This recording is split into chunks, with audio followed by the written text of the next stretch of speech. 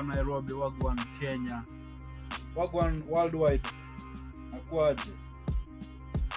Greetings, Doughboy Gush.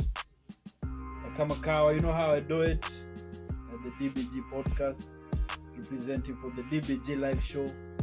I want to take this moment and shout out all our followers, fans, friends and family across the globe.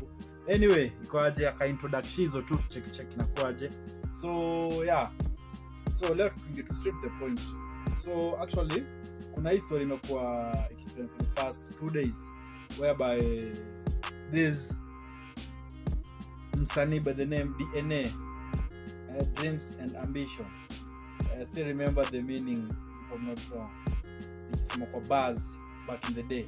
So huyu msanii alikuwa na top chat sana. Kwa zile ngoma ya banjuka tu. Banjuka tu. Kila moto banjuka tu. Una maswali mingi kwani wewe ni polisi? Ati una maswali mingi kwani wewe ni polisi? So kama ni fan wa Kenyan music ama East African music, niko sure unaanza ku understand ongea kuhusu nani. So yene recent amekam kwa the last 2 days ago, na kabla kama kwa follow what's happening kwa Kenya ama Kenyan showbiz this year. Kumekuwa na a lot of old school parties whereby wasanii wa hizo enzi TBT, wasanii wa back in the day wamekuwa na a lot of shows, a lot of successful events Nairobi, Kisumu, Nakuru, and perform all over. After the shows zimekuwa received very well na mafans.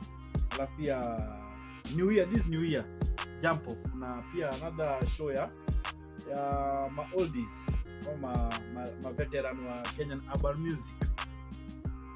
And kiongea some of these urban veterans wa Kenyan urban music, naongea kuhusu kina Jua Kali, akina Praise, akina Zizi, akina Red Sun. Hiyo group yote ya wasanii in the recent days kumekuwa na event kibao sana. One of it kuna ile hapa pale Carnival kwa big sana.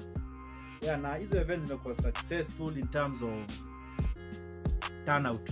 Ndio kwa event turnout ndio kila kitu, na wasi kuweza kufika bei ya